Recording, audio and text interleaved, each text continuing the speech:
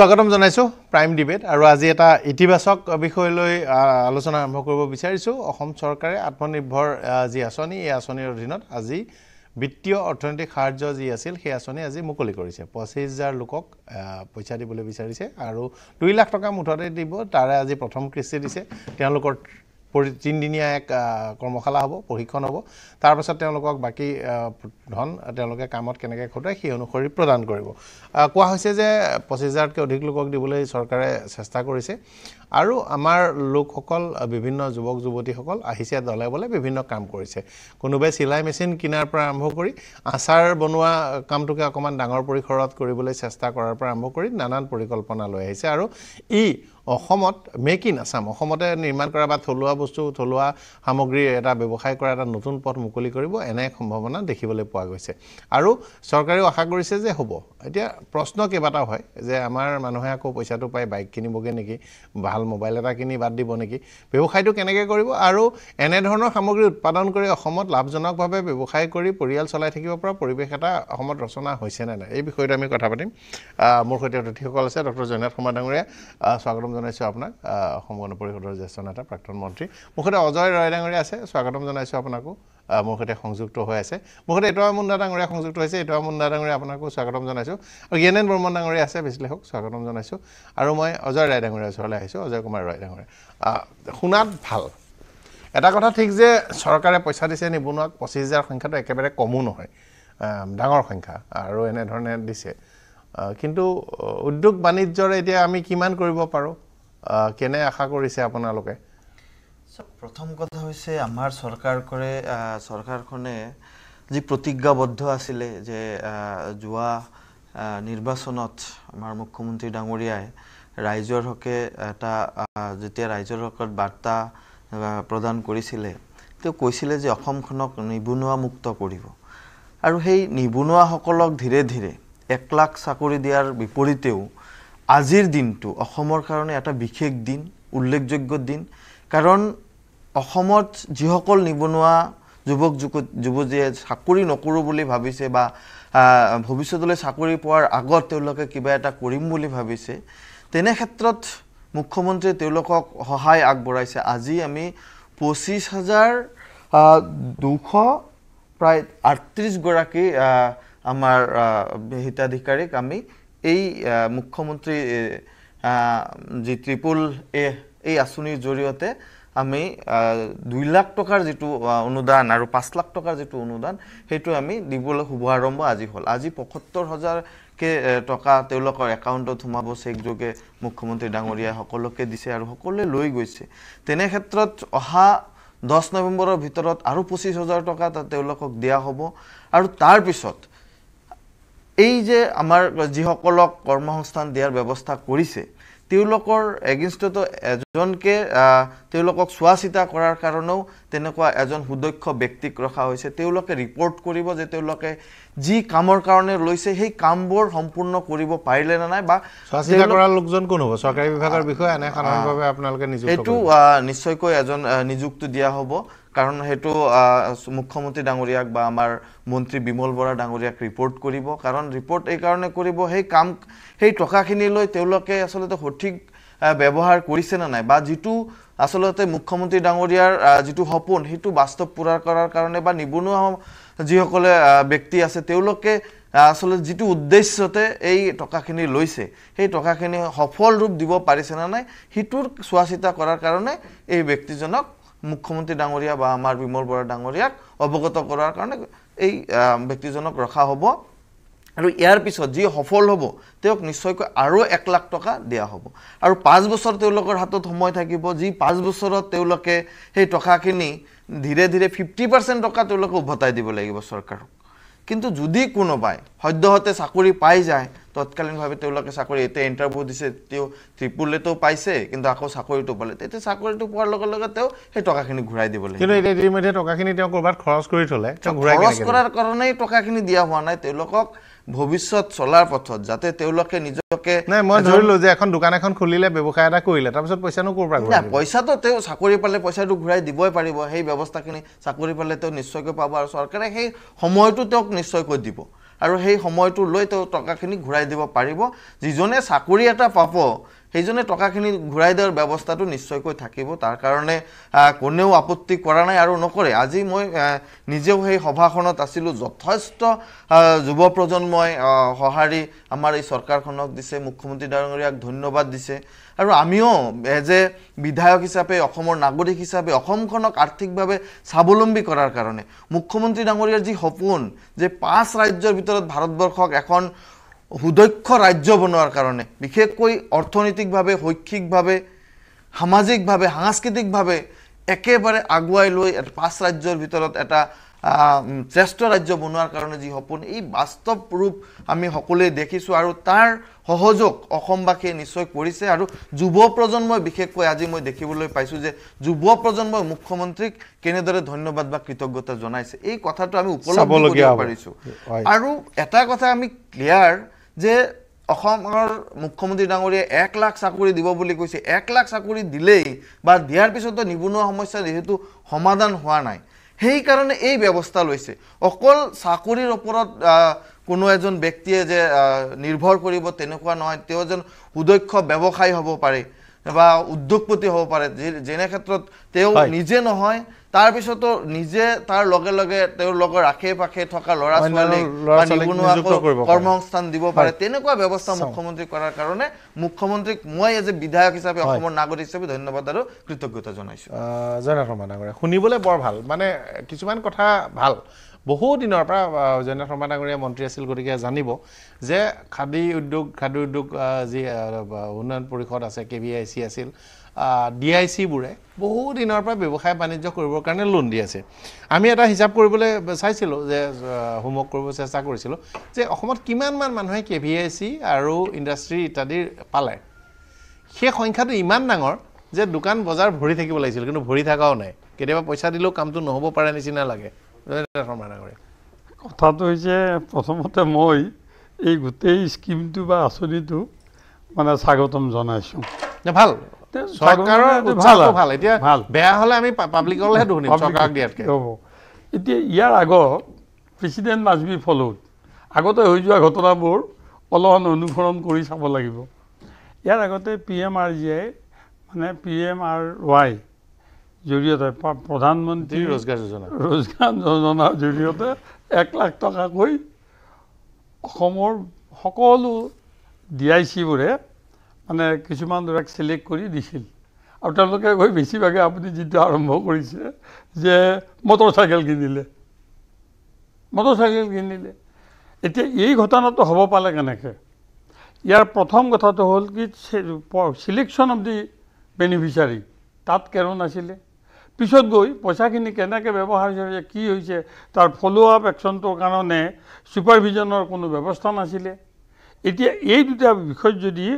বৰ্তমানৰ এই আঁচনিখনৰ ক্ষেত্ৰত ভুল হোৱা নাই তেনেহ'লে কিন্তু এই আঁচনিখন ফলপ্ৰসূ হ'ব প্ৰথম কথাটো হ'ল অলপমান বেনিফিচিয়াৰী সম্পৰ্কত আপোনালোকৰ হেৰিৰ পৰা মোৰ তাত আজি এই টক শ্ব'লৈ নিমন্ত্ৰণ কৰি ফোনটো পোৱাৰ পিছতে মই খা খবৰ কৰিলোঁ মোৰ নিজৰ জিলাখনত এতিয়া তাত মানে কোনো বেয়া পাব নালাগে মই চৰকাৰক সমালোচনা কৰা নাই যিসকলে চিলেকশ্যন কৰিছে যিসকল বেনিফিচিয়াৰী তাত পলিটিকেল এলিমেণ্ট সোমাই গ'ল মানে যোগ্যতাতকৈ অলপমান অন্য কথা সোমাই গ'ল এতিয়া মোৰ আজি মই 10জনমানক কণ্টেক্ট কৰিলোঁ নোপোৱাৰ কাৰণ কি বুলি যিবিলাকে পোৱা নাই এতিয়া তেওঁলোকে কৈছে মোতকৈ বেছি মানে হেৰি নথকা মানুহক যোগ্যতা নথকা মানুহে পাইছে তাৰমানে তেওঁলোকৰ কথাটো হয় বা নহয় বুলিয়ে ধৰি ল'লোঁ অৰ্থটো হ'ল এইটো এই চিলেকশ্যন প্ৰচেছত ক'ৰবাত ভুল হ'ল নেকি যদি চিলেকশ্যন প্ৰচেছত ভুল হৈছে এতিয়া ছেকেণ্ড ষ্টেপটো আহিব লাগিব মনিটৰিং ছুপাৰভিজন য'ত এই ৭৫,০০০ টকা আজি নিলে আজিৰ পৰা তেওঁ কেনেকৈ খৰচ কৰিব বিচাৰিছে কি কাৰণত খৰচ কৰিছে ক'ত খৰচ কৰিছে এইটো এতিয়া গোটেই ৰাজ্যখনত ২৭,০০০ মানুহটো একেটা সমষ্টি বা এখন জিলাৰ নাই গতিকে ইজিলি আমাৰ যিমান অফিচাৰ আছে আৰু যদি কিবা কাৰণত এই ছুপাৰভাইজাৰত পাৰ্টিৰ মানুহ নিয়োগ কৰে তেনেহ'লে মই আজি আজিৰ দিনটোতে আপোনাক কৈ থলোঁ এইখন গৈ একেধৰণৰ হ'ব। গতিকে মোৰ কথাটো হ'ল এতিয়া যিসকলক বেনিফিচিয়াৰী আপোনাৰ বেনিফিচিয়াৰীক আজি পইচাটো দিয়া হৈছে এই টকাখিনি যাতে সৎ ব্যৱহাৰ আৰু যি উদ্দেশ্যত দৰখাস্তখন দিছিল সেই উদ্দেশ্যত ব্যৱহাৰ কৰিছে নে নাই এইটো কিন্তু ষ্ট্ৰিক্ট ভিজিলেঞ্চ এটা লাগিব। অন্যথাই এই হেৰিটো গোটেই আঁচনিখন ফলৱতী হোৱাৰ ক্ষেত্ৰত মানে সফল হোৱাৰ ক্ষেত্ৰত বাধা পৰিব। হয়, মোৰ সৈতে নৱনীত বৰা ডাঙৰীয়া বিশ্লেষক সংযুক্ত হৈছে। মোৰ সৈতে মই আপোনাৰ সৈতে কথা পাতিম। হেমপ্ৰভা দেৱী ডাঙৰীয়া সংযুক্ত হৈছে। দুইজনেই এই ক্ষেত্ৰত অৰ্থনৈতিক ক্ষেত্ৰত জড়িত। আপোনালোক দুইজনকে স্বাগতম জনাইছোঁ। আৰু মই আপোনালোকৰ ওচৰলৈ অহাৰ আগতে এবাৰ এটা মুণ্ডা ডাঙৰীয়াৰ ওচৰলৈ আহিব বিচাৰিছোঁ। আপোনালোকৰ চৰকাৰ দিনত তৰুণ গগৈ ডাঙৰীয়াই কল্পতৰু বুলি এবাৰ আপুনি আছিলে তেতিয়া 50,000 টকাকৈ নিৰ্বাচনৰ ঠিক আগে আগে দিয়াইছিলে। কওঁতে একেধৰণৰ কথা আজি যিটো 2 লাখ টকা দিওঁতে যিখিনি কথা কৈছে শুনিবলৈ বৰ ভাল লাগে। আপোনালোকৰ দিনতো দিছে। সেই বিষয়টো হ'ল এটা যে পলিটিকেল বেনিফিচিয়াৰীক দিলে। 2 নম্বৰ কথাটো হ'ল কেতিয়াবা এনেকুৱা এটা সমস্যা হয় যে মই চৰকাৰী আঁচনিখন বিচাৰিছোঁ, মই আচলতে 10 লাখমান টকা ব্যৱসায় কৰিব পৰা মোৰ যোগ্যতা আছে বা মই কৰিব পাৰোঁ বা সেই ধৰণৰ এটা সক্ষমতাৰ ব্যক্তি। মোক 2 লাখ টকাটো দিলে 2 লাখ টকাটোৰ কামটো মই মনোযোগেৰে নকৰোঁ। কিন্তু এনেকুৱা অসমত হাজাৰ বিজাৰ মানুহ আছে যাক 2 লাখ টকা নহয় 1 লাখ টকা দিলেও তেওঁ মনোযোগেৰে কাম কৰে। গতিকে আমি চিলেকশ্যনটোৱে আটাইতকৈ ডাঙৰ কথা মোৰ হিচাপত যে ইয়াৰ মূল চাবিকাঠি যে নিৰ্বাচন কেনেকৈ হৈছে এইটো ডাঙৰ কথা। আমি আপোনালোকৰ দিনত তাৰ আগৰ চৰকাৰৰ দিনত এখন চৰকাৰক মই দোষাৰোপ কৰা নাই, এটা মানসিকতা গঢ় লৈ উঠিছে। আন কেইবাটাও বিষয় আছে। কিন্তু মুণ্ডা ডাঙৰীয়া, হয় আপুনি ঠিকেই কৈছে। এই যে আমাৰ কংগ্ৰেছৰ দিনতো তেনেকুৱা ধৰণৰ বেনিফিচিয়াৰী চিলেকশ্যন হৈছিলে, 50,000কৈ দিয়া হৈছিলে। এনেকুৱা ধৰণৰ প্ৰক্ৰিয়াটো আগতেও আছিলে। আৰু এতিয়া যিটো প্ৰক্ৰিয়া আৰম্ভ কৰিছে আমি এইটো শুনাত খুবেই ভাল আপুনি কোৱা নিচিনা। আৰু উদ্দেশ্যটো ইয়াৰ হত বুলিয়ে আমি ধৰি লৈছোঁ। কিন্তু যি 2-এটা কেৰুণ ইয়াত দেখা গৈছে, মই আমাৰ শৰ্মাদাৰ লগত একমত। তেখেতে যিকেইটা কথা দৃষ্টিগোচৰ ইয়াত কৰিলে এইকেইটাত মই একমত। যেনেকুৱা ধৰণৰ আমাৰ মাননীয় বিধায়ক ডাঙৰীয়াই এই সন্দৰ্ভত ক'লে সেইটোৰ পৰা এটা কথা আন্দাজ কৰিব পৰা গৈছে যে বেনিফিচিয়াৰী চিলেকশ্যন প্ৰক্ৰিয়াটো ইয়াত খেলি মেলি কোনে কৰিলে কেনেকৈ কৰিলে ইণ্টাৰভিউ পাতিয়ে কৰিলে ঠিকে আছে। কিন্তু ইয়াত মানে যোগ্যতাতকৈ ৰাজনৈতিক হস্তক্ষেপটো বেছি হ'ল। এতিয়া এই যে ৰাজনৈতিক হস্তক্ষেপটো হোৱাৰ কাৰণে যোগ্যজনে বাকী থাকি গৈছে। এতিয়া তাক 20 লাখ টকা দিলেও সি প্ৰপাৰ ইউজ কৰিব নোৱাৰিব, কাৰণ তেওঁ ৰাজনৈতিক দৃষ্টিকোণৰ পৰাহে কথাটো চাইছে। কিন্তু মোৰ বোধেৰে আপোনালোকৰ দিনত কৰাৰ ইয়াত কৰাত এটা পাৰ্থক্য আছে। মোৰ হিচাপত হিমন্ত বিশ্ব শৰ্মা যথেষ্ট প্ৰেক্টিকেল মানুহটো, গতিকে কিছু এটা পাৰ্থক্য কৰিছে।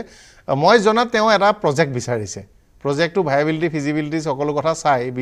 2 লাখ টকাৰে কৰিব পৰা সেই অনুসৰি সেই টকাটো দিছে।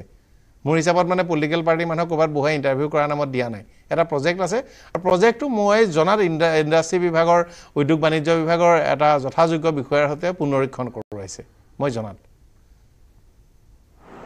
নাই এইটোলৈকে আপুনি কৈছে যদি তেনেকুৱালৈকে যদি প্ৰক্ৰিয়াটো ৰাখিছে সেইটো ঠিক কথা। কিন্তু এতিয়া যিটো ইহঁতক যে 75,000কৈ ফাৰ্ষ্ট কিস্তিৰ পইচাটো দিয়া হ'ল, এই ফাৰ্ষ্ট কিস্তিৰ পইচাটো কেনেকৈ সিহঁতে ব্যৱহাৰ কৰিব কি কৰিব এইটো দেখৰেখ কৰাৰ কাৰণে বিধায়ক ডাঙৰীয়াই কোৱা নিচিনাকৈ CM ডাঙৰীয়া আৰু মন্ত্ৰী ডাঙৰীয়াহে এই ইয়াৰ দেখৰেখৰ মানুহ নিযুক্তি দিব। যদি চৰকাৰী অফিচাৰ নাথাকে এইটো দেখৰেখৰ কাৰণে তেতিয়াহ'লে সেই একে বুবিয়াৰী বাং হ'ব। আৰু এইটোতো শুনাত খুব আত্মনিৰ্ভৰশীল অসম, আত্মনিৰ্ভৰশীল ভাৰত, কিন্তু এইটোতো গোটেইটো পৰনিৰ্ভৰশীল কৰি দিয়া হৈছে। এই পৰনিৰ্ভৰশীল এইটো কাৰণে কৰি দিয়া হৈছে যে তেওঁলোকৰ যিটো পইচা দিয়া হৈছে সেইটোক তদাৰক কৰাৰ মানুহটো সেইটো তেওঁলোকে যদি ৰাজনৈতিক ব্যক্তিক আগত ৰাখে আৰু সেইটোক বেছি গুৰুত্ব দিয়ে তেতিয়াহ'লে কিন্তু এই আঁচনিটো তেতিয়া অসুবিধা হ'ব। কিন্তু তাৰ ব্যতিৰেকে এনেকুৱা হ'ব পাৰে চৰকাৰী বিষয়াক দিয়া কথাটো মানে মই বৰ উৎসাহ পাবলৈ বৰ ভাল নাপাম। কি কাৰণে কি হৈছে যে উদ্যোগ বাণিজ্য বিভাগৰ ইমানখিনি ডাঙৰ বিষয়া DIC general manager industry GM জিলাই আছে, ইণ্ডাষ্ট্ৰিয়েল পাৰ্কবোৰ আছে, আৰু তেওঁলোকে কি কৰিছে সেইটোতো আমি দেখিছোঁ। মোৰ মতে 2জন মানুহ আছে যি ক'ব পাৰিব, নৱনীত বৰা ডাঙৰীয়া। গতিকে বিষয়া হ'লে যে ভাল হ'ব মোৰ মতেতো মোক যদি কয় তেনেহ'লে মই ক'ম যে প্ৰতিখন জিলাত প্ৰতিটো মহকুমাত কিছু সফল এই মেণ্টৰিং কৰিব পৰা মানুহ আছে। শব্দটো একজেক্টলি দেখভাল কৰা ছুপাৰভাইজিঙতকৈ মেণ্টৰিং হ'লে ভাল। মেণ্টৰছ দিব লাগে তেওঁৰ অধীনত দিব লাগে মেণ্টৰজনে যাক ৰিপৰ্ট কৰে বিভাগক কৰিব মানে যোনে হেণ্ড হোল্ডিং আৰু গাইড কৰিব পাৰে কাৰণ নৱনীত বৰা ডাঙৰীয়ে বহু কোটি টকীয়া প্ৰজেক্টটো হেণ্ডেল কৰে আপুনি কিজানি কনচালটেন্সি কৰি দিছে অসমৰ ডাঙৰ ডাঙৰ প্ৰজেক্ট মই আগতো নেতৃত্ব থাকোঁতেতো মই বহুত ডাঙৰ ডাঙৰ প্ৰজেক্টছে কৰিছোঁ আজি ষ্টাৰ চিমেণ্ট টপ চিমেণ্টৰ পৰা আৰম্ভ কৰি বহুত ডাঙৰ ডাঙৰ লোনছ মোৰ হাততে মই প্ৰচেছিং কৰা তাৰপিছত মই কনচালটেন্সি কৰিছোঁ 2009 পৰা লাষ্ট 15 বছৰ তো এই এণ্টাৰপ্ৰেনাৰশ্বিপটো এনেকুৱা এটা বস্তু যিটো মই পাৰ্চনেলি ভাবোঁ যে এইটো গভৰ্ণমেণ্টৰ অফিচাৰ্ছে আনফৰ্চুনেটলি তেওঁলোক বৰ সুটেবল নহয় মেণ্টৰিং কৰাৰ কাৰণে কাৰণ চাওক আজি এণ্টাৰপ্ৰেনাৰক মেণ্টৰিং কৰিব লাগে এণ্টাৰপ্ৰেনাৰ্ছে প্ৰত্যেকখন ডিষ্ট্ৰিক্টৰ যদি ছাকচেছফুল প্ৰত্যেকখন ডিষ্ট্ৰিক্টত আমাৰ সৰু ডাঙৰ ছাকচেছফুল এণ্টাৰপ্ৰেনাৰ্ছ আছে বিজনেছমেন আছে সৰু ডাঙৰ তেওঁলোকক চিলেকশ্যন কৰি এটা পেনেল কৰিব লাগিছিল তেওঁলোকে হেণ্ড হোল্ডিং কৰিব লাগিছিলে এই নতুন যিখিনি এণ্টাৰপ্ৰেনাৰক গভৰ্ণমেণ্টে ফাণ্ডিং কৰিছে নতুন এণ্টাৰপ্ৰাইজ ছেট আপ কৰিবৰ কাৰণে তেতিয়াহ'লে কি হয় চাওক আজি বিজনেছ আৰু এণ্টাৰপ্ৰাইজ এনেকুৱা এটা বস্তু যিটো আপুনি এক্সপিৰিয়েঞ্চ বহুত ইম্পৰ্টেণ্ট হয় আপুনি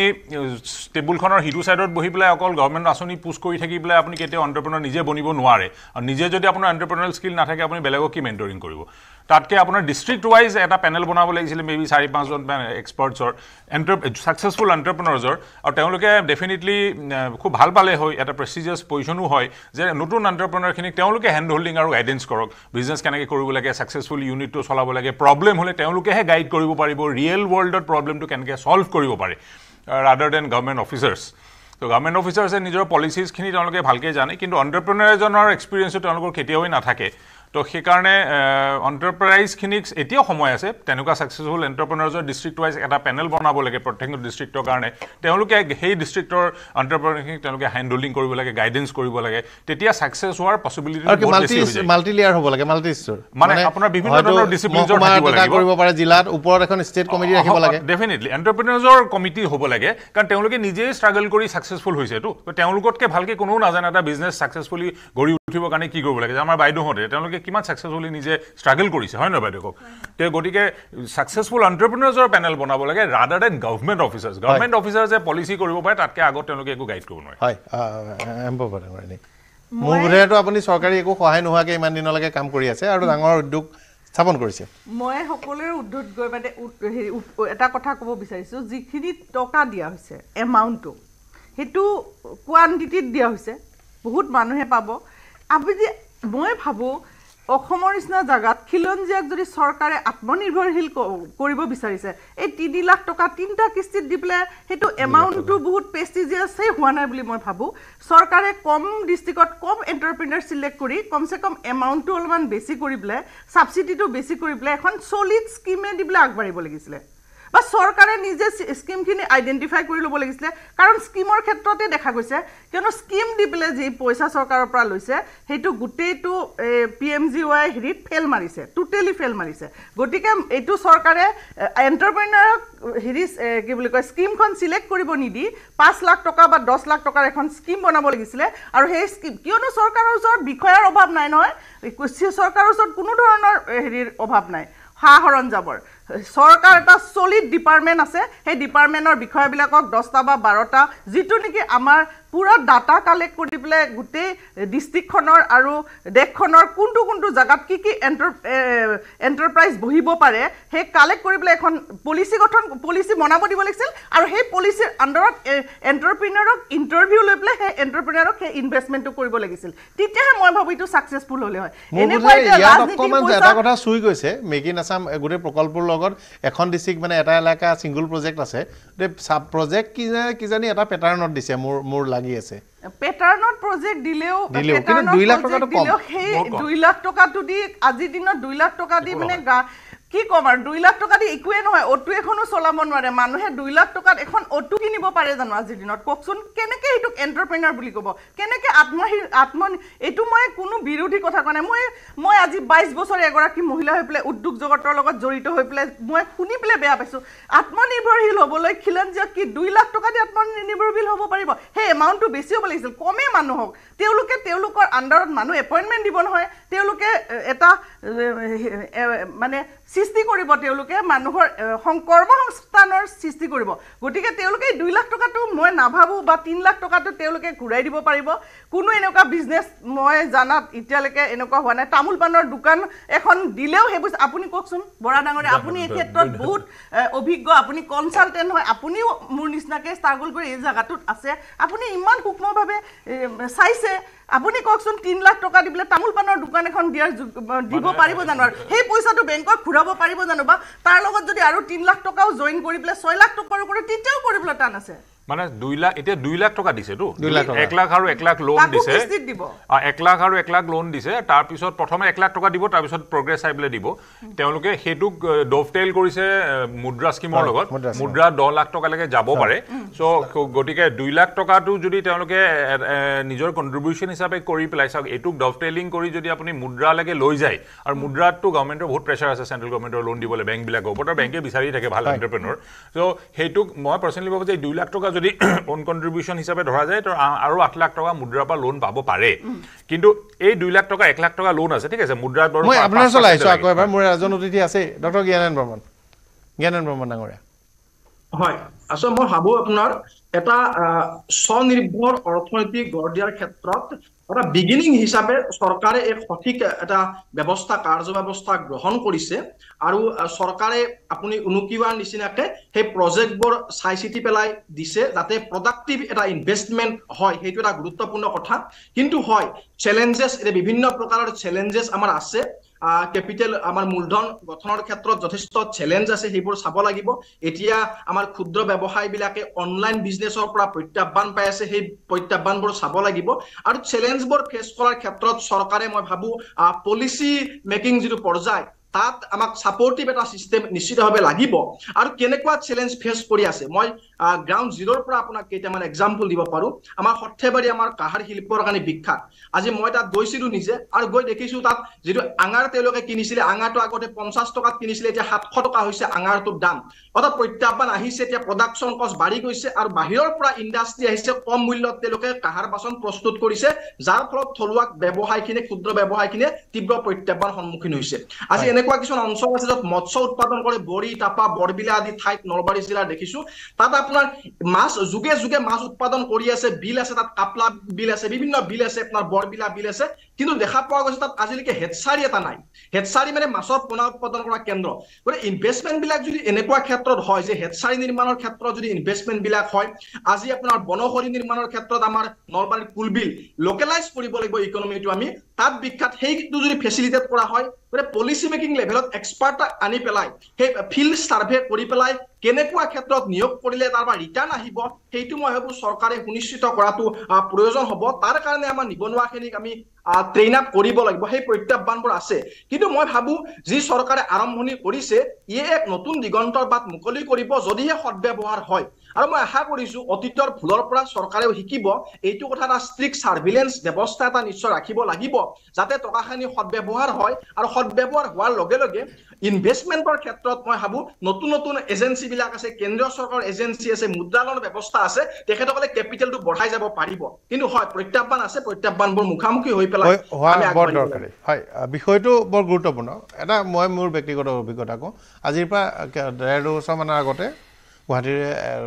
এখন হোটেলত এখন ডাঙৰ সেমিনাৰ কৰিছিলে তাৰ আছিল ইনভেষ্ট ইণ্ডিয়া প্ৰধানমন্ত্ৰীৰ প্ৰগ্ৰামটো আৰু মই মডাৰেট কৰিছিলোঁ তাত প্ৰধানমন্ত্ৰীৰ ইনভেষ্ট ইণ্ডিয়া প্ৰগ্ৰামৰ মেক ইন ইণ্ডিয়াৰ প্ৰগ্ৰামৰ অফিচাৰ্ছ আহিছিল বেংকৰ প্ৰতিষ্ঠান আহিছিল আৰু আজি বা কেইমাহমানৰ আগতেহে মই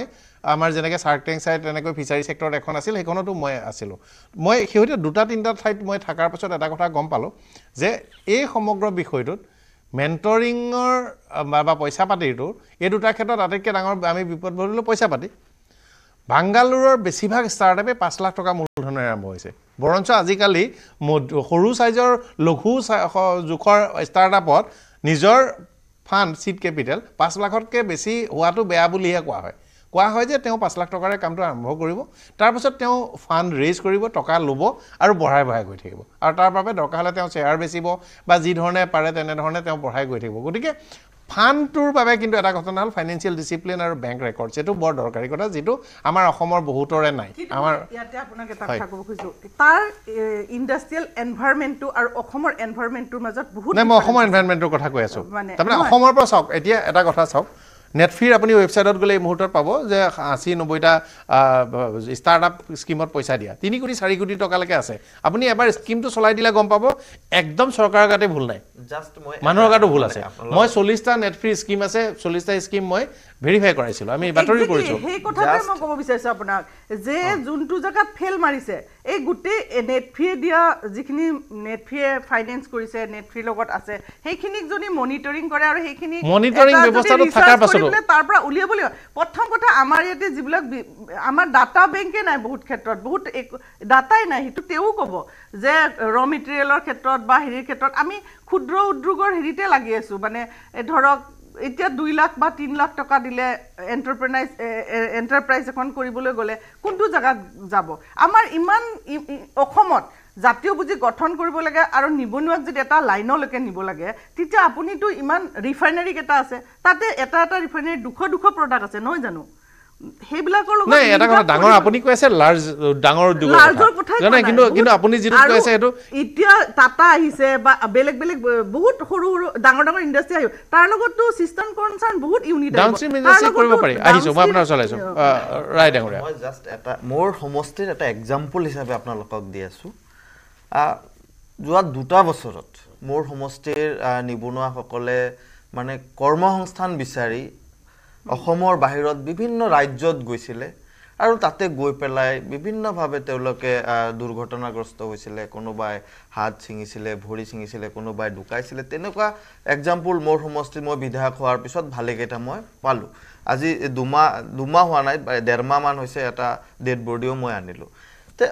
মোৰ সমষ্টিত ৱেষ্ট বেংগলৰ একেবাৰে কাষতে সমষ্টি মোৰ বিজনী সমষ্টি তাৰে ব্ৰইলাৰ যেটো ব্ৰইলাৰ সেই ব্ৰইলাৰৰ ফাৰ্ম অতিকৈ বেছি আছিল ৱেষ্ট বেংগলত এতিয়া মোৰ সমষ্টিত নিবনুৱাসকলে জাষ্ট 1 লাখ টকাও নহয় 50-55,000 60,000 টকা খৰচ কৰি এটা সৰুকে ঘৰ বনাই এতিয়া সেই মানে কোম্পানীৰ লগত যোগসূত্ৰ স্থাপন কৰি আজি 40,000 50,000 লৈকে মাহত ইনকাম কৰে 50,000 নোৱাৰিব 4.5 লাখ মান টকা লাগে মই মানে সেই সিস্টেমটো কৈছো মানে কোম্পানীয়ে গোটেইখিনি বস্তু দিয়ে মুৰ্গীৰ পোৱালিটো দিয়ে খাদ্যটো তেওঁলোকে খালি লালন পালন কৰিব লাগে আৰু তেওঁলোকে এই যে মুৰ্গীটো যে ৰাখিব খালি ঘৰখন নিজে সাজিব লাগে বাকি গোটেইখিনি কোম্পানী দিয়ে সেই যে 50,000 পৰা 1 লাখ টকা খৰচ কৰি আজি 30-40-50,000 লৈকে তেওঁলোকে ইনকাম কৰি আছে মই নিজে মোৰ নিজৰ সমষ্টি আৰু মই নিজে এক্সাম্পল তো আসলতে যদি মনৰ ইচ্ছা থাকে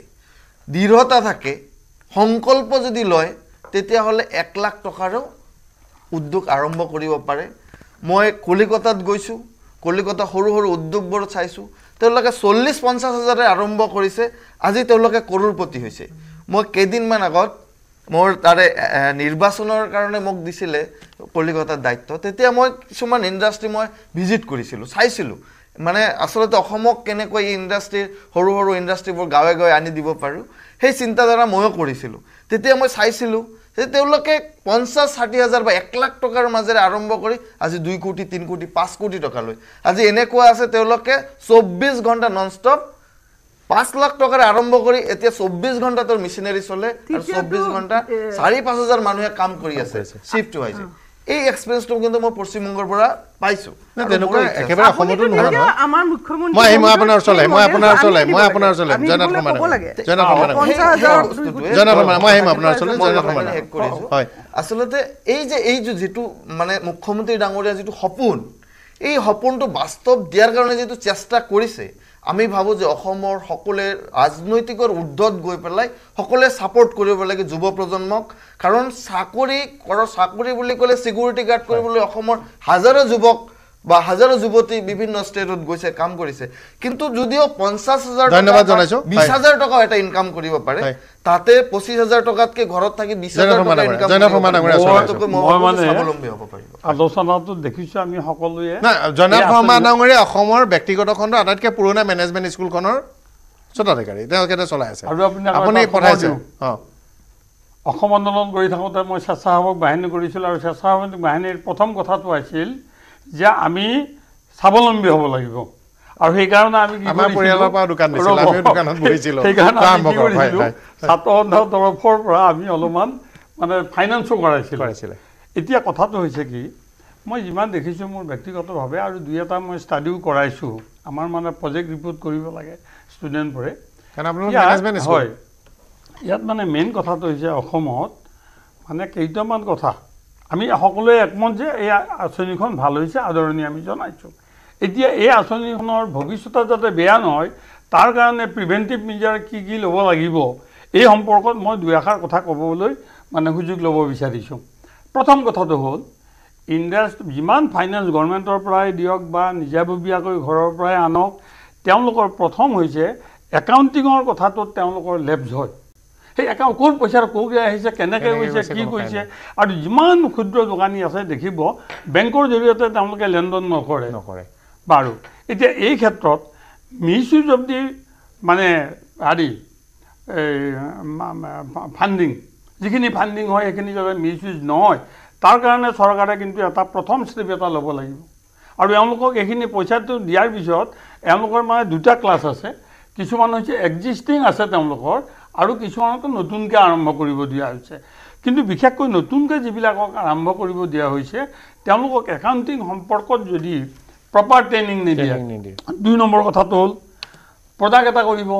প্ৰডাক্টটো যদি বেয়া হয় ল' কোৱালিটিৰ হয় মানুহে কিয় ল'ব এতিয়া বিউটি পাৰ্লাৰৰ নামত এই গোটেই মই লিষ্টখন চাইছোঁ আজি যে কি ছেক্টৰত তেওঁলোকে লোন দিব তাতে বিউটি পাৰ্লাৰৰ কথা আছে এতিয়া গাঁৱৰ ল'ৰা ছোৱালীবোৰে বিউটি পাৰ্লাৰত কোনোবাই কৰিলে গাঁওখনতে কৰিলে তেতিয়াহে যাব যদি ওচৰৰ চহৰখনৰ ওচৰত থকা বিউটি পাৰ্লাৰৰ সেই হেৰিখনত দোকানখনত গৈ যদি ইয়াতে ভালকৈ কোৱালিটিটো নহয় কেতিয়াও নাই 3 নম্বৰ কথাটো হওক কিছুমান আমাৰ ইয়াত প্ৰডাক্টিভ কথাও দিছে স্কিম দিছে এই প্ৰডাক্টিভ স্কিমবিলাকৰ সম্পৰ্কত যদি প্ৰডিউচ কৰাৰ পিছত ভাল কোৱালিটিৰ বস্তুই প্ৰডিউচ কৰিলে হোৱাট এবাউট দি মাৰ্কেটিং যদি বজাৰত বিক্ৰী কৰিবলৈ নাজানে যদি বজাৰত বিক্ৰী কৰিবলৈ নোৱাৰে এই তিনিটা কথাত চৰকাৰে এতিয়া চাব লাগিব লগত আৰু এটা কথা কৰিব লাগিব যিখিনি পইচাৰ যিখন দোকান দিব কিবা দিব তাত যাতে এটা ইঞ্চুৰেঞ্চ কম্পালচৰি কৰে ইঞ্চুৰেঞ্চ কম্পালচৰি নকৰিলে কিছুদিন পিছত আমাৰ মানে কিছুমানৰ ব্যৱসায়িক কৰিম বুলি মনটো আছে আৰু কিছুমানে আচলতে পইচাটো লাগে কাৰণে নিবলৈ আহিছে গতিকে যদি কম্পালচৰি কৰে এইকেইটা বিষয় একাউণ্টিংটো পূৰা ট্ৰেইনিং দিব লাগে তাৰপিছত তেওঁলোকে কোৱা প্ৰডাক্টটো যাতে যি প্ৰডাক্টে হেৰি নকৰে প্ৰডিউচ নকৰে সেইটো যাতে কোৱালিটি প্ৰডাক্ট হয় 3 নম্বৰ কথাটো মাৰ্কেটিঙত যাতে প্ৰপাৰলি যায় 4 নম্বৰ কথাটো হৈছে ইঞ্চুৰেঞ্চটো মই আপোনাক এটা কথা কওঁ মই প্ৰথম MLA হোৱাৰ পিছতেই মোৰ এখন গাঁৱত প্ৰায় 62টা গৰু মানে মিল্ক ভিলেজ কৰিম বুলি মই মানে চৰকাৰী হেৰিৰ পৰা ডিপাৰ্টমেণ্টৰ পৰা নিদিলোঁ এই গৰুবোৰ মৰি গ'ল মৰি যোৱাৰ পিছত তেওঁলোকে যদি কিবা কাৰণত ইঞ্চুৰেঞ্চ কৰি থ'লেহেঁতেন সেই ইঞ্চুৰেঞ্চ কৰি থ'লে তেওঁলোকে আকৌ এটা গৰু হয়তো কিনিব পাৰিলেহেঁতেন এতিয়া মই এই 3টা বিষয়ত মাননীয় মুখ্যমন্ত্ৰী মহোদয়ক বা এই ইণ্ডাষ্ট্ৰি ডিপাৰ্টমেণ্টক এটা অনুৰোধ কৰিছোঁ যে য'ত য'ত লেবছ হ'ব পাৰে এই লেবছ হ'ব পৰা কথাবিলাকত আমি এতিয়া চিলেকশ্যনৰ সময়ত যিটো লেবছ হৈছে সেইটো আৰু কাৰেক্ট কৰিব নোৱাৰোঁ এতিয়া আমাৰ বাকী কেইটা কথাত যাক পইচাটো দিছোঁ তেওঁ প্ৰপাৰলি কৰে নকৰে মই আপুনি আছে হয়তো মানে মই শ্ব'টো কৰাৰ আগতে মই প্ৰচিডিউৰটো চাই আহিছোঁ আপুনি আপোনালোকে হয়তো শেহতীয়া খবৰকেইটা লৈ অহা নাই মই বাৰু দুই এটা সংযোজন কৰিম অতিথিসকলৰ পৰা লৈ লোৱাৰ পিছত কিন্তু ইয়াৰ বাবে তাৰ বাবে ব্যৱস্থা আছে মই আহিম আপোনাৰ ওচৰলৈ আহিম নৱনীত বৰা ডাঙৰীয়াৰ ওচৰলৈ আহিছোঁ মই আহিম আপোনাৰ ওচৰলৈ নৱনীত বৰা ডাঙৰীয়া নহয় চাওক এতিয়া আমাৰ এখেতে কোৱাৰ নিচিনাকৈ MLA চাহাবে যে আজি ব্ৰইলাৰৰ যিটো এক্সাম্পল দিলে ব্ৰইলাৰৰ এক্সাম্পলটো একচুৱেলি বহুত জেনুইন এক্সাম্পল হয় কাৰণ আজি আমাৰ ইয়াতে মুৰ্গীৰ দাম যথেষ্ট বেছি আপুনি যদি বেংগল বা সাউথ ইণ্ডিয়াৰ লগত কম্পেয়াৰ কৰে কাৰণ কিয় আমাৰ প্ৰডাকশ্যনটো কম আৰু মুৰ্গীটো 50,000 1 লাখত নহ'লেও 1.5 লাখ 2 লাখ টকা ইনভেষ্ট কৰিলে 1000 ব্ৰইলাৰ ফাৰ্মিং কৰিব পৰা কেপাচিটি ধুনীয়াকৈ হৈ যায় আৰু ঘৰত যদি কেনে বাঁহ খেৰ ইত্যাদি আছে 1.5 লাখ 2 লাখ টকাত ঘৰটো বনি পেলাই 1000 মুৰ্গী তেওঁলোকে আৰামত গ্ৰ' কৰিব পাৰে আৰু মাহে এভাৰেজ ইনকাম 20,000 পৰা 25,000 ভিতৰত বহিব মাহে কাৰণ এটা 15 দিনৰ কুলিং অফ পিৰিয়ড এটা থাকেতো চাফা কৰাৰ কাৰণে তো সেইকাৰণে আৰু মই আগতো টক শ্ব'বিলাকত কওঁ যে এই আমাৰ এণ্টাৰপ্ৰেনাৰশ্বিপ বা ইণ্ডাষ্ট্ৰি বুলি ক'লে ছাৰ্ভিচ ছেক্টৰটো বেলেগ কথা যেনেকৈ বিউটি পাৰ্লাৰ হৈছে যাৰ যি স্কিল আছে য'ত যেনেকুৱা মাৰ্কেট আছে আদাৰৱাইজ ইণ্ডাষ্ট্ৰীৰ কথা সৰু লেভেলত আমাৰ এইখিনি পইচা দি কেতিয়াও ভাবিব নালাগে কাৰণ কিয় নালাগে আপুনি 5-10 লাখ টকা দি আজিৰ দিনত কোনো ধৰণৰ ভাইবল ইণ্ডাষ্ট্ৰী আপুনি কৰি উঠিব নোৱাৰে কোনোবাই কৰিলেও তেওঁ কম্পিটিশ্যনত মাৰ খাই যাব তাতকৈ আমাৰ যিটো কনজামশ্যন কৰোঁ আমি অসমৰ মানুহে কনজিউম কৰা বস্তু আমি যিখিনি খাওঁ সেইখিনি বস্তুৰ ওপৰত যদি ফ'কাছ কৰে তেতিয়াহ'লে আমাৰ বহুত বাহিৰলৈ ওলাই যোৱাৰ যিখিনি একজেক্টলি আপুনি সেইটো কথা কৈছে গভৰ্ণমেণ্টে এই ক্ৰাইটেৰিয়া দিওঁতে প্ৰজেক্টবোৰ এনেকুৱা দিছে যিটো ব্যৱসায় 2 লাখ টকাৰে কৰিব পাৰে ধৰক ঘৰতে আচাৰ বনাব পাৰে তাৰমানে এনেকুৱা নহয় আমি এটা ভুল ভাবি আছো যে ডাঙৰ ফেক্টৰী লগাই কাৰখানা লগাই আচাৰ বনাব ঘৰতে লোকেল স্থানীয় বস্তু কিবা ফুড প্ৰিজাৰ্ভেশ্যনৰ কাম কৰিব পাৰে কে ধৰি প্ৰজেক্টবোৰ দিছে 2 লাখ টকাৰ তলত আমি যিটো স্তৰৰ উদ্যোগৰ কথা ভাবিছোঁ সেই স্তৰৰ তলত তাৰমানে ঘৰখনতে ঘৰৰ সন্মুখৰে ৰুম এটাত বা ঘৰৰ সন্মুখতে চালি এখন দি পেলাই কৰিব পৰা কামকেইটাত চৰকাৰে আৰু ইয়াতে চাওক চৰকাৰে এটা হলিষ্টিক এপ্ৰ'চত কামটো কৰে হয়নে এতিয়া মই যিটো কৈছোঁ যে এটা ডিষ্ট্ৰিক্ট লেভেল কমিটি কিয় থাকিব লাগে কাৰণ তেওঁলোকৰ এটা ৰোল থাকিব যে আজি 2 লাখ টকা পাৰ হেড মানে 10 লাখ টকাৰ কেপিটেল কাৰণ মুদ্ৰাৰ লগত ডভটেলিং হ'ব গতিকে 10 লাখ টকা পাৰ পাৰ্চন যদি হৈ যায় আপুনি যদি এটা তেওঁলোকে যদি এটা জইণ্ট লাইবিলিটি গ্ৰুপো যদি বনায় বা একেলগে কাম কৰে 5জন 10জন মিলি তেতিয়াহ'লে আপুনি চাব 1 crore কেপিটেল হৈ যায় 1 year ইনভেষ্টেবল কেপিটেল হৈ যাব 10জন লাইক মাইণ্ডেড এণ্টাৰপ্ৰেনাৰে লগ লাগিলে মানে যুৱক যুৱতী যোনেই হওক গতিকে তেতিয়া আকৌ তেওঁলোকৰ হাতত কেপাচিটিও আহি যায় কিবা এটা চাইজেবল ডিচেণ্ট কাম কৰিবৰ কাৰণে কিন্তু সেইটো কৰিবৰ কাৰণে তেওঁলোকক মটিভেট কৰি এনকাৰেজ কৰি একলগ কৰাওতো এজন মানুহ থাকিব লাগিব যোনে তেওঁলোকক গাইড কৰিব সেইকাৰণে এইটোৰ কাৰণে অতি দৰকাৰ যে হেণ্ডহল্ডিঙৰ কাৰণে ডিষ্ট্ৰিক্ট লেভেলতে হওক বা মেবি ব্লক লেভেলতে হওক তেওঁলোকে তেনেকুৱা মানুহ ৰাখিব লাগে যোনে পজিটিভ এটা কনষ্ট্ৰাকটিভ ৰোল প্লে কৰিব এওঁলোকক গাইড কৰিবৰ কাৰণে এজিউমিং আমি ভাবোঁ যে এইখিনি জেনুইনলি এণ্টাৰপ্ৰেনাৰশ্বিপ কৰিবলৈ খুজিছে আৰু পলিটিকেল বেনিফিচিয়াৰী বা পলিটিকেল ৱৰ্কাৰক পইচাটো অকল দিয়া হোৱা নাই সময়ে সময়ে দেখা যায় আমাৰ গাঁওবিলাকতে বিশেষকৈ মানুহবিলাকে বহুত মানে ৰং জেগাত ইনভেষ্টমেণ্ট কৰে এইবিলাক আমি বাতৰিয়ে পেপাৰে পঢ়ি থাকোঁ এনেকুৱা মানে বহুত চিট হয় যে এইটোও ক'ব নোৱাৰি যে গাঁৱৰ মানুহৰ ওচৰত বা আমাৰ যিখিনি এণ্টাৰপ্ৰেনাৰশ্বিপ কৰিব খোজা মানুহখিনি তেওঁলোকৰ ওচৰত যদি পইচা নাথাকিলেহেঁতেন 200 কোটি 300 কোটি ইনভেষ্টমেণ্ট এইবিলাকতো আমি দেখি পাই থাকোঁ শুনি পাই থাকোঁ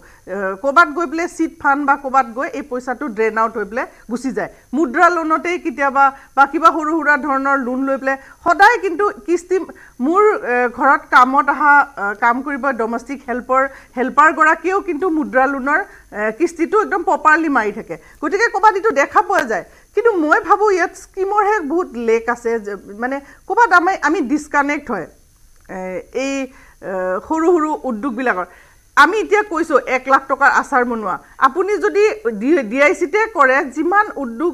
উদ্যোগৰ চাৰ্টিফিকেট লৈছে মানে DIC চাৰ্টিফিকেট লৈ পেলাই হাজাৰ চাৰ্টিফিকেট বছৰত DICয়ে দিয়ে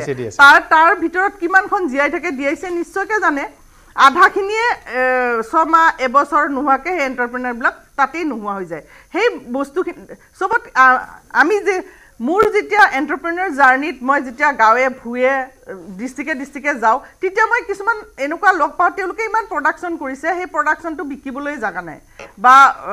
1 লাখ 2 লাখ 3 লাখ টকাৰ উদ্যোগীবিলাকৰ সদায় নেমু টেঙাৰ খেতি কৰিছে মই কৃষিৰো লগত জড়িত নেমু টেঙাৰ কৃষি উৎপাদন এনেকুৱা হৈছে তিনিচুকীয়াত পেলাই দিব লগা হৈছে শিৱসাগৰত মোৰে সম্পৰ্কীয় মানুহ এজন আৰু মই তেখেতক মই পাৰ্চনেলিও হেল্প কৰিছিলোঁ সেই ইণ্ডাষ্ট্ৰিটো কৰিবলৈ তেওঁ কৰিছে তেওঁ ব্ৰইলাৰ বিকিবৰ কাৰণে মানে তেওঁৰ হেৰি নাই মানে জাগা নাই যিমানটো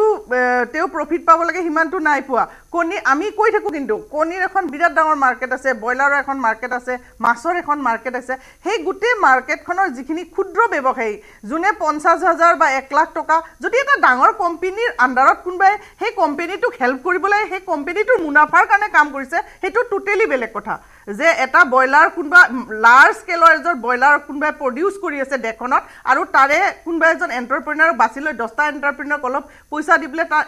সেইটো চলি থাকিব কাৰণ তেওঁলোকে হেৰি দিব কিন্তু কোনোবাই জেনুইনলি যোনে ব্ৰইলাৰৰ কাম কৰিছে বা কৰিছে তেওঁলোকৰ কাৰণে এখন বজাৰ কিন্তু আমি ক'ৰবাত ঠিক কৰি দিব পৰা নাই ক'ৰবাত চৰকাৰৰ সেইখিনিও দায়িত্ব নহয় কিন্তু মই এটা ঘটনা কওঁ কিন্তু মই এটা কথা কৈ দিওঁ বজাৰ যদি চৰকাৰে ঠিক কৰি দিলে সি এণ্টাৰপ্ৰেনিয়ৰে নহয় নহয় মই আপোনাৰ যি বেচিব পাৰিব সি বেচিব পাৰিবই যি নোৱাৰে আমাৰ কিন্তু এটা কথা সমস্যা আছে যদিও ইনফ্ৰাষ্ট্ৰাকচাৰ চাওক পলিচিৰ কথাটোত কিছুমান প্ৰডাক্টত নাহে নহয় অসমত যদি আজি ব্ৰইলাৰ বেচিব পৰা নাই মই যদি ভাবো যে অসমত যদি আজি এজন মানুহে ব্ৰইলাৰ বেচিব পৰা নাই তেওঁ ব্ৰইলাৰ ব্যৱসায়টোত সোমাব নালাগে অবভিয়াছলি সোমাব নালাগে তেওঁ ভুল মানুহ ভুল ঠাইত আহিছে নহয় মানে এণ্টাৰপ্ৰেনিয়ৰ কোৱালিটিটো উৎপাদন নহয় বিজনেছমেনৰ কোৱালিটি এজন উদ্যোগপতি এজন ব্যৱসায়ীৰ বিষয়টো কেৱল উৎপাদনত সীমাবদ্ধ নহয় ইয়াত দুটা গুণেৰে এজন মানুহ নিৰ্ভৰ হয় এটা হ'ল তেওঁ উৎপাদন কৰিব পৰা ক্ষমতা ভাল আৰু এটা হ'ল ভালকৈ বিক্ৰী কৰিব পৰা ক্ষমতা ইয়াৰ যদি মাত্ৰ এটা আছে তেনেহ'লে তেওঁ এই উদ্যোগী এই ফৰ্মেটটো তেওঁ নহয় আপুনি তেওঁ যদি বেচিব পাৰে তেনেহ'লে MBA পঢ়ি আহক জয়নাথ শৰ্মা ডাঙৰীয়া এটা চাকৰি কৰক আৰু যদি উৎপাদন কৰিব তেনেকুৱা বেচিব পৰা মানুহ দিয়ক পৰিৱেশ সৃষ্টি কৰি দিয়া এখন এটা হেৰিত যিকোনো উদ্যোগীৰ ক্ষেত্ৰতে আগবাঢ়িবলৈ এটা পৰিৱেশ তাত থকা চৰকাৰখনে ডিপাৰ্টমেণ্টে পৰিস্থিতিটো সৃষ্টি কৰিয়ে দিব লাগিব আপুনি যিমানে নকওক কিয় আমিও যিবিলাক উদ্যোগ কৰি পেলাই কৰিছোঁ আজি আমি প্ৰতিষ্ঠিত হৈছোঁ চৰকাৰে আমাক সেইখিনি কৰি দিছে আৰু বহুত জাগাত হয়তো চৰকাৰৰ লগত আমি যুদ্ধ কৰিছোঁ আমি লৈছোঁ ডিমাণ্ড কৰিছোঁ কৰি পেলাই গৈ সেইখিনি জাগা পাইছোঁ কিন্তু কিছুমান জাগাত এনেকুৱাও কিছুমান পলিচি চৰকাৰে ল'ব লাগিব যিটো পলিচি ধৰক স্থানীয় মানুহৰ স্থানীয় লোকৰ হিতৰ পক্ষে হয় কিছুমান মানুহৰ ব্ৰইলাৰ ফাৰ্ম খুলিবলৈ মাটি নাই চৰকাৰৰ বহুত ডাঙৰ ডাঙৰ জাগাত মাটি আছে সেইবিলাকৰ দিব লাগে সেইটোতো মই কয় কচুতলিত এভেকশ্যন কৰিছে কচুতলি সকলো জনজাতীয় মানুহক তৎক্ষণাত কোঅপাৰেটিভ কৰি সমজাই দিব লাগে এইবোৰ মাটি কোঅপাৰেটিভ কৰি সমজাই দিব লাগে চৰকাৰে সেইটো মই আপোনাৰ লগত একদম 100% একমত চৰকাৰে যদি সেনেকুৱা পৰিৱেশ সৃষ্টি কৰি নিদিয়ে আৰু ইমান চৰকাৰে বহুত জাগাত টেক্স লগায় বাহিৰৰ পৰা যিখিনি কণী আহে বা হেৰিৰ পৰা তাৰ কোৱালিটি আৰু তাৰ ওপৰত সেইবিলাক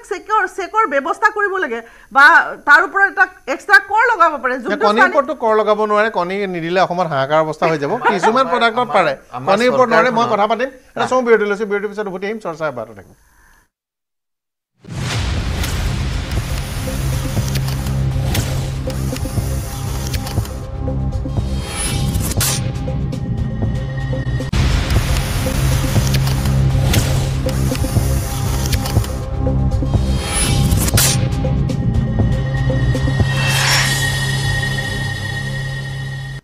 স্বাগতম জনাইছোঁ বিৰতিৰ পিছত পোনে গৈছোঁ এটা মুন্না ডাঙৰীয়া চলে মুন্না ডাঙৰীয়া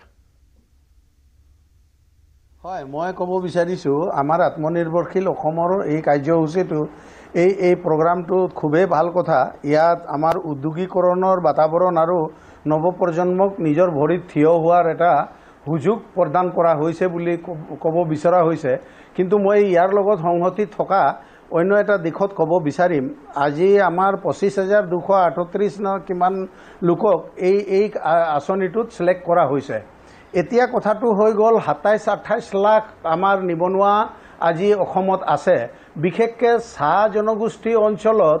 এই আজিৰ যিটো হেৰি কৰিলে সেই বস্তুটো গৈ কিনে পোৱা নাই তেওঁলোক এইটো সিলেকশ্যন হোৱা নাই এইটো কাৰণে হোৱা নাই তেওঁলোকৰ মাটি পাটা নাই মাটিৰ তেওঁলোকে ৰচিদ দিব নোৱাৰে সেইটো কাৰণে ইনকম সাৰ্টিফিকেট নাপায় ইনকম সাৰ্টিফিকেট নোপোৱাৰ কাৰণে তেওঁলোকে সিলেকশ্যনত নপৰিলে 2 নম্বৰত কথা হেৰিটো আমাৰ বৰ্তমান গভৰ্ণমেণ্ট আগৰ গভৰ্ণমেণ্ট হওক বৰ্তমান গভৰ্ণমেণ্ট হওক চাহ জনগোষ্ঠীবিলাকৰ এই যে উদ্যোগীকৰণ কৰিবৰ কাৰণে চাহ জনগোষ্ঠী নিবনুৱাসকলক উৎসাহিত কৰিবৰ কাৰণে বিভিন্ন ৰকমৰ পলিচি লৈছিলে আৰু এই পলিচিৰ ভিতৰত এতিয়া আমাৰ টি ডেভেলপমেণ্ট আদিবাসী development council T development council এইবিলাকক আদিবাসী ডেভেলপমেণ্ট কাউন্সিলক 1,000 টকা দি কিনে ল'ৰা ছোৱালীবিলাকক উদ্যোগীকৰণত আগভাগ ল'বৰ কাৰণে ব্যৱস্থা কৰা হ'ব বুলি কৈছিলে মুন্না ডাঙৰীয়া আপুনি বিৰোধী দলৰ সদস্য হিচাপে আপুনি নিশ্চয় ৰাজনৈতিক বিষয়বোৰ উলিয়াবলৈ চেষ্টা কৰিব আমি এদিন আপোনালোকৰ ৰাজনৈতিক খুব খংবোৰ আমি বেলেগকৈ কথা পাতিম যদি চাহ জনগোষ্ঠীৰ কাৰণে বিশেষ ব্যৱস্থা ল'ব লাগে চৰকাৰৰ সন্মুখলৈ সেইটো আনিম কিন্তু নহয় বিষয়টো আপুনি ক'বলৈ বিচৰা কথাটো মই বুজি পাইছোঁ আপুনি বুজি পোৱা নাই মই ক'বলৈ কি বিচাৰিছোঁ মই ক'বলৈ বিচাৰিছোঁ যে এই আঁচনিখনত পোনপটীয়াকৈ যদি এইটো কথা কয় যে চাহ জনজাতিসকলে পোৱা নাই চিলেকশ্যন স্পেচিয়েল ক্ৰাইটেৰিয়া কৰিব লাগে চৰকাৰে কৰক সেইটো মোৰ আজি শ্ব'টো কৰাৰ দায়িত্ব ৰাজনীতিটো কৰিবলৈ মই বেলেগ শ্ব' কৰিম আপুনি জানে ময়ো ৰাজনৈতিক শ্ব' কৰিয়ে চলি খাই বৈ আছোঁ অতটো বছৰৰ পৰা কিন্তু ঘটনাটো হ'ল আজি বিষয়টো কৰা নাই কিয় সময় একেবাৰে তাকৰ কিন্তু মই আপোনাক এটা কওঁ আপুনি যিটো গুৰুত্বপূৰ্ণ বিষয় কৈছে চাহ জনজাতিৰ লোকসকল মাটিৰ পট্টা নথকাৰ কাৰণে তেওঁলোক বঞ্চিত হৈছে তেওঁলোকৰ কাৰণে অসম চৰকাৰৰ মুখ্যমন্ত্ৰীয়ে এটা বিশেষ প্ৰভিজন কৰিব লাগে যাতে তেওঁলোকক নোহোৱাকৈও দিব পাৰে কাৰণ যদি একেবাৰে সমানুপাতিক প্ৰতিনিধিত্ব হয় তেওঁলোক প্ৰতিনিধিত্ব পোৱাৰ যোগ্য মই আহিম আকৌ এবাৰ মই জ্ঞানেন বৰ্মন ডাঙৰীয়া চলাইছোঁ জ্ঞানেন বৰ্মন ডাঙৰীয়া আপোনাৰ ওচৰত আকৌ এবাৰ আহিম জ্ঞানেন বৰ্মন ডাঙৰীয়া চলাইছোঁ আপুনি সঠিকভাৱে কথাটো উনুকিয়াইছে আজি সকলো জাতি জনগোষ্ঠীৰ সমবিকাশ সম উন্নয়ন হ'ব লাগে সেইটো সকলোৰে আকাংক্ষা আজি চাহ জনজাতিৰ উন্নতি হ'ব লাগে আন জাতি জনগোষ্ঠীৰ কিন্তু আজি যিটো বিষয় সেইটো অৰ্থনৈতিক স্বাৱলম্বিতাৰ বিষয় আৰু অৰ্থনৈতিক স্বাৱলম্বিতাৰ বিষয়ত আমি এটা কথা অৱশ্যে দেখিছোঁ যে সকলো জাতি জনগোষ্ঠীক সকলোকে সাঙুৰি পেলাই ইনক্লুডিং দ্য মাইনৰিটি সেকশন সকলোকে সাঙুৰি পেলাই চৰকাৰে উন্নয়নমূলক আঁচনি আগুৱাই নিব বিচৰা আমি দেখিবলৈ পাইছোঁ মই ভাবোঁ এই যিটো যাত্ৰা আৰম্ভ হৈছে এইটো এটা বিগিনিং আৰু এটা স্ব অৰ্থনীতি সেই স্ব অৰ্থনীতি গঢ়াৰ এটা ইক'চিষ্টেম এটা ইভলভ কৰিব লাগিব সেই যিটো ইক'চিষ্টেম সেই ইক'চিষ্টেমৰ ভিতৰত আপোনাৰ তাৰ মাৰ্কেটিং ব্যৱস্থা তাক নিবনুৱাক এম্পাৱাৰ কৰা ব্যৱস্থা বেলেগ ছেক্টৰত এম্পাৱাৰ কৰিব লাগিব কণীৰ ক্ষেত্ৰতে হওক মাংস উৎপাদনৰ ক্ষেত্ৰতে হওক মাছ উৎপাদনৰ ক্ষেত্ৰতে হওক শাক পাচলি উৎপাদনৰ ক্ষেত্ৰতে হওক মই ভাবোঁ ৰাজনৈতিক অধিকাৰ খিলঞ্জীয়া হাতত থকাটো যিমান গুৰুত্বপূৰ্ণ সমানে গুৰুত্বপূৰ্ণ হ'ব অৰ্থনৈতিক স্বাৱলম্বিতাৰ বিষয়টো কিন্তু গুৰুত্বপূৰ্ণ বিষয় আমাৰ সন্মানীয় পেনেলিষ্টসকলে উনুকিওৱাৰ নিচিনাকৈ ময়ো ক'ব খোজোঁ যে এটা শক্তিশালী ব্যৱস্থা থাকিব লাগিব যাতে এই টকাখিনি প্ৰডাক্টিভ ইনভেষ্টমেণ্টত ব্যৱহাৰ হয় সেইটো এটা উদ্বিগ্নতা আগতে আমাৰ আছিলে অতীতৰ অভিজ্ঞতাৰ পৰা গতিকে এইবাৰ চৰকাৰে নিশ্চয় সেইটো সুনিশ্চিত কৰিব ব্যৱস্থা কৰিছে যে ইয়াৰ প্ৰডাক্টিভ ইনভেষ্টমেণ্টতহে যাতে ব্যৱহাৰ হয় আৰু ভৱিষ্যতে তাৰ এক্সপানশ্যন ডেভেলপমেণ্টৰ বাটটো যদি মুকলি হৈ থাকে মই ভাবোঁ এই দিশত আগবাঢ়িলে আমি অসমখন এটা স্বনিৰ্ভৰ অৰ্থনৈতিক গঢ়াৰ দিশত মই ভাবোঁ এটা সফল শক্তিশালী পদক্ষেপ এই চৰকাৰে গ্ৰহণ কৰিছে আহি থকা সময়ত তাৰ সুফল সমগ্ৰ ৰাজ্যবাসীয়ে পাব বুলি আমাৰ বিশ্বাস মই এটা কথা ক্লিয়াৰ কৰিছোঁ বাৰে বাৰে সেই কথাটো উত্থাপন হৈছে আমাৰ শৰ্মা ডাঙৰীয়া আৰু মুণ্ডা ডাঙৰীয়াও এই কথাটো উত্থাপন কৰিছে যে মানে এইটো ৰাজনৈতিকৰণ কৰা হৈছে এই বস্তুটো আচলতে মই এজ এ বিধায়ক হিচাপে মোৰ সমষ্টিত কিমান ল'ৰা ছোৱালী চিলেকশ্যন হৈছে কোন হৈছে মই খালি সংখ্যাটো জানো কিন্তু কোনে হৈছে মই এই কথাটো নাজানো আজি ৰাতিপুৱা যেতিয়া 3টা বজাত মোৰ সমষ্টিৰ পৰা গাড়ীটো এৰিলে মই তেতিয়া তেওঁলোকক সাক্ষাৎ কৰিবলৈ গৈছোঁ মই ক্লিয়াৰ কথা ক'ব কৈছোঁ যে ইয়াতে কোনো ধৰণৰ ৰাজনৈতিক চিন্তাধাৰা নাই কোনো এনেকুৱা নহয় নিজৰ ঘৰৰ মানুহক দিয়া হৈছে এনেকুৱা মই ডাঠি ক'ব পাৰোঁ এইটো বস্তু মই ক্লিয়াৰ কৰিছোঁ মুখ্যমন্ত্ৰী ডাঙৰীয়াই আমাক এটাই নিৰ্দেশ দিছিলে যে প্ৰতিটো সমষ্টিত যুৱক যুৱতীসকলক স্বাৱলম্বী কৰাৰ দায়িত্ব সকলোৰে ল'ব লাগে আৰু বিশেষকৈ বিধায়কসকলো থাকিব লাগে কিন্তু চৰকাৰীভাৱে চৰকাৰী বিষয়াসকলে তেওঁলোকে চিলেকশ্যন কৰিছে আৰু এইটো ছাকচেছ কৰাৰ কাৰণে 3 দিনীয়া এটা প্ৰশিক্ষণৰ ব্যৱস্থা কৰা হৈছে আৰু তাৰ লগে লগে তেওঁলোকক চোৱা চিতাৰ কাৰণে চৰকাৰী বিষয়াসকলকো দায়িত্ব দিয়া আছে বা মুখ্যমন্ত্ৰী ডাঙৰীয়া বা আমাৰ বিমল বৰা ডাঙৰীয়া মন্ত্ৰী তেওঁ নিজেই দুজনেই দৃষ্টিগোচৰ এবাৰ আপুনি এই কথাকেইটা কৈ গৈছে ৰাজনৈতিকৰণ কৰিব আমি সকলোৱে এই যুৱক যুৱতীসকলক প্ৰেৰণা দিব লাগে উৎসাহ দিব লাগে আমি সদায় তেওঁলোকৰ লগত থিয় হ'ব লাগে হয় এমাউণ্টটো আপোনাৰ সকলোৱে কৈছে যে এমাউণ্টটো কম আচলতে সৰুৰ পৰাই ডাঙৰ হ'ব তেখেতৰ দৃষ্টিভংগীটো হ'ল যে অসমত ডাঙৰ উদ্যোগ হ'ব লাগে মোৰ দৃষ্টিভংগীটো হ'ল যে যাৰ একো নাই তাৰ কাৰণে 2 লাখ টকাটো বহুত বহুত আমি আজি যিটো উঠি আছে আমি ধৰি লোৱা নাই যে তেওঁ একেবাৰে কাইলৈ ডাঙৰ কোম্পানী কৰিব কিন্তু আমি ধৰি এইটো কথা কৈছো এনেকুৱা এজন এণ্টাৰপ্ৰিনিয়ৰ যুৱক আছে যি 2 লাখ টকা পালে মই গোটেই জীৱন বদলাই দিম ভৱিষ্যত সলনি কৰি দিম বুলি ভাবাও ল'ৰা অসমত আছে আৰু এনেকুৱা ভাবি আছে যে 20 কোটি টকা দিলে মই 20 কোটি টকাত কি ইণ্ডাষ্ট্ৰি কৰিম বুলিও ভাবা মানুহ থাকিব পাৰে মানসিকতা দুইজনে শুদ্ধ কিন্তু 20 কোটি টকাৰ জন ভুল নহয় এজনে হয়তো 100 কোটি টকা আছে তেওঁ 1000 কোটি টকা ইণ্ডাষ্ট্ৰি কথা ভাবিব পাৰে তেওঁ শুদ্ধ কিন্তু আমি যিবিলাক কথা কৈ আছো সমাজৰ আঘাৰীৰ ব্যক্তি নিজকে ভাবো যে আমি সামাজিক কামত নিয়োজিত হৈছো মই ৰাজনৈতিক কমেন্ট শুনিব বিচৰা নাই কৌশিক ৰায় ডাঙৰীয়া মই ৰাজনৈতিক কমেন্ট শুনিব বিচৰা নাই জয়নাথ প্ৰমাণ ডাঙৰীয়া কথাটো হৈছে এনেকুৱা কথা আমি গোটেই স্কিমটো সম্পৰ্কত আমাৰ ডিমত নাই স্কিমটো ভাল হৈছে আৰু চৰকাৰে লোৱা এই প্ৰচেষ্টাটোক আমি সকলোৱে আদৰণি জনাইছোঁ এতিয়া আমি বেনিফিচিয়াৰীসকলক উদ্দেশ্য কৰি মই বেনিফিচিয়াৰীসকলক ক'বলগীয়া আছে তেওঁলোকে যদি ফাঁকি দিয়ে যদি তেওঁলোকে কয় এই পইচাটো নিফেলে মই যি ইণ্ডাষ্ট্ৰীৰ নামত স্কিমটো কৰি আনিছোঁ যদি মই এইটো কথা নকৰোঁ তেনেহ'লে চৰকাৰে যিমান ছুপাৰভিজনে নকওক মনিটৰিঙকে নকওক তেওঁলোকে মই ফাঁকি দিয়াৰ হেৰিটো ল'ব সেইকাৰণে মই সকলো বেনিফিচিয়াৰীক আজি এই হেৰিটোৰ জৰিয়তে আলোচনাটোৰ জৰিয়তে অনুৰোধ কৰিছোঁ যে যিমান ফাঁকি নিদিয়ক এই ফাঁকিটোৰে তেওঁলোকে নিজকে বিশ্বাসঘাতকতা কৰাৰ নিচিনা হ'ব সেইকাৰণে যিটো উদ্দেশ্যৰে পইচাটো লৈছে এই উদ্দেশ্য যাতে হেৰি কৰে ফলৱতী কৰে তাৰ কাৰণে তেখেতসকলে ব্যক্তিগতভাৱে চেষ্টা কৰিব লাগে প্ৰত্যেকজন বেনিফিচিয়াৰী নহয় শৰ্মাদাই কোৱাৰ নিচিনাকৈ আমি দেখিছোঁ যে ষ্টাৰ্টআপ আছামৰ আণ্ডাৰতো অসম গভৰ্ণমেণ্টে 5 লাখ টকাকৈ কেইবাজনকো দিছিলে আই থিংক 20-25 জনকতো দিছিলেই কিন্তু ষ্টাৰ্টআপ আছামৰ তাৰ পৰা কেইটা ইউনিট গ্ৰাউণ্ডিং হ'ল 5 লাখ টকাকৈ দিছিলে কিন্তু দুয়ো নহয় তো গতিকে আই থিংক মইতো জানো যে কিছুমানে সেই পইচাটো লৈ পেলাই চাকৰিত সোমাই গ'ল চৰকাৰত গতিকে সেই আমাৰ অসমত যিটো চাকৰিৰ কাৰণে যিটো ক্ৰেজ যিটো চাকৰি এটা পালে আৰু বেলেগ একো নালাগে জীৱনত সেই কনচেপ্টটো আহিলে এই পইচাখিনিও আপোনাৰ মিছ ইউজ হ'ব বা ডাইভাৰ্ট হ'ব সেইটো ইনএভিটেবল হয় আমাৰ ছ'চাইটিত এণ্টাৰপ্ৰেনাৰেল এটিটিউডটো খুব কম হয় মানে কিবা এটা ষ্টেডি চাকৰি এটা কৰিব পাৰিলে খুব ভাল পায় আৰু 2 লাখ টকা যথেষ্ট ডিচিপ্লিন ৰাখিব লাগিব যদি 2 লাখ টকা পজিটিভলি ইউজ কৰি আকৌ তাক আৰু বেছিকৈ জেনেৰেট কৰিব পাৰে 2 নহয় এইটো একচুৱেলি 10 হয় কাৰণ মুদ্ৰাৰ লগত ডফটেল হৈ যাব 10 লাখ টকাত কাম কৰিব পৰা যায় স্পেচিয়েলি আমি যিটো কনজিউম কৰোঁ স্পেচিয়েলি গোটাৰী হ'ব পাৰে গাহৰি ফাৰ্ম হ'ব পাৰে ব্ৰইলাৰ আমি কথা পাতিছোঁ এই বেছি ডাঙৰ ভাবিব নালাগে কাৰণ কি হয় তেতিয়া মাৰ্কেটিঙৰ ইছ্যুটো আহিব আৰু মাৰ্কেটিং কৰাটো বহুত প্ৰব্লেম হয় মাৰ্কেটিঙো চাওক বিক্ৰী কৰাটো খবৰ স্কিল নহয় ৰহাৰ পৰা এজন মোৰ বন্ধু আহি মোক 5 লিটাৰ মিঠাতেল দি গৈছে 800 টকাত হয় মই সুধিলোঁ যে লাভ হ'বনে বোলে আমালেতো কিবা এটা ৰ'ব কৈছে মই ঘানিত পেৰাইছোঁ চকু সন্মুখত পেৰাইছোঁ প্ৰডাক্ট ইয়াত কোনো খেলি মেলি নাই আপুনি 800 টকা এটা দিয়ক মই 800 টকা এটা পে' কৰিছোঁ দিছে বেচোঁ বুলি ভাবিলে বেচিব পাৰে মই এতিয়া মোৰ ঘৰৰ কাৰণে মৌ আনিব লাগে মই এখন দোকান মই জানো যে তাত এই খেতিয়কজনে মৌ কৰি তাত বেচে আৰু এইখিনি মৌ ভেজাল নহয় মই বহুত দূৰলৈ গ'লে বাটেদি আহিলে তেওঁ তাত সোমাই পেলাই মৌ বটলকেইটা কিনি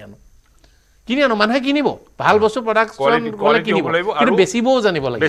লাগিব আৰু সেইকাৰণে বহুত বেছি ইণ্ডাষ্ট্ৰি যাব নালাগে কাৰণ ইণ্ডাষ্ট্ৰিত আপুনি কম্পিটিশ্যন কৰাটো বহুত ডিফিকাল্ট হয় কিন্তু আমি যিখিনি কনজিউম কৰোঁ সেইখিনিয়ে ছেল্ফ ছাফিচিয়েণ্ট যদি কৰিব পৰা যায় নিৰ্ভৰ হোৱাৰ কনচেপ্টটো ছাকচেছফুল হ'ব আৰু ডিচিপ্লিন হ'ব লাগিব যাতে পইচাখিনি ডাইভাৰ্চন নহয় মুখ্যমন্ত্ৰীৰ সপোনটো তেওঁ যোনটো সপোন একেদিনতে তেওঁ 3 দিন ট্ৰেইনিং দি পেলাই 2 লাখ টকাকৈ দিছে 25,000 ইউনিট কিন্তু ৰেজিষ্ট্ৰেশ্যন হৈছে দেশখনত 25,000 কিমান ক'লে দিলে মোটামুটি 25,000 ক্ষুদ্ৰ উদ্যোগ আজিৰ ডেটত ৰেজিষ্ট্ৰেশ্যন হৈছে এইটো কম ডাঙৰ বিপ্লৱ নে অসমীয়াৰ কাৰণে এই কথাটো মই আজি আপোনাক এনেধৰণে ক'ব বিচাৰিছোঁ আজিৰ ডেটত ৰেকৰ্ডেড কথা হ'ল অসমত 25,000 ক্ষুদ্ৰ উদ্যোগ ৰেজিষ্ট্ৰেশ্যন হ'ল আৰু 25,000 ক্ষুদ্ৰ উদ্যোগীৰ সৃষ্টি হ'ল এই 25,000 ক্ষুদ্ৰ উদ্যোগী 1 বছৰ পিছত 25,000 হৈ আছেনে 25টালৈ পৰিৱৰ্তিত 25লৈ পৰিৱৰ্তিত হৈছে সেই দায়িত্ব ৰখাটো তেওঁতো চৰকাৰখন কণ্টিনিউ কৰিব তেওঁলৈ মোৰ অনুৰোধ আৰু তেওঁলৈ মোৰ তেওঁৰ ডিপাৰ্টমেণ্টলৈ আৰু তেওঁৰ দৃষ্টিভংগীটোক মই ৰেচপেক্ট কৰিছোঁ তেওঁ বহুত ডাঙৰ এটা সপোন দেখিছে যে একেদিনাই কম ধেমালি কথা নেকি 25,000 ক্ষুদ্ৰ উদ্যোগ অসমত সৃষ্টি কৰি দিছে 25,000 কৰিব লাগিব ইমানখিনি টকা ইমানখিনি শ্ৰম তেওঁৰ নিজৰ টাইম দিছে তেওঁৰ অফিচাৰে 3 দিনকৈ সময় দিছে তাৰপাছত যদি এইটো এটা নিৰ্বাচনী চমক হৈ পেলাই ৰৈ যায় তেতিয়া মই বিশেষকৈ অসমৰ মই জাতীয় পুঁজি গঠন কৰাৰ কথা প্ৰতিটো টিভিছতে কওঁ আজি ভাবিছোঁ আজিও মই কৈছোঁ এইটো হয়তো অসমীয়াই তেওঁৰো হয়তো সপোন হয় মুখ্যমন্ত্ৰী যে অসমীয়াই জাতীয় পুঁজি গঠন কৰিব লাগে আৰু জাতীয় পুঁজি গঠন কৰা এইটো এটা পদক্ষেপ হ'ব পাৰে এই পদক্ষেপটো এই 25,000টো তেওঁ মনিটৰ কৰিব লাগে আৰু নেক্সট যেতিয়া তেওঁ ৰিলিজ কৰিব আৰু 5 বছৰলৈ তেওঁ ৰ'ব নালাগে যে 5 বছৰত আৰু এটা ইলেকশ্যন আহিব তাৰ আগে আগে মই ৰিভিউ কৰিম এই 25,000 সঁচাকৈ যদি জীয়াই থাকে মই নিজে গৌৰৱান্বিত হ'ম মোৰ অসমত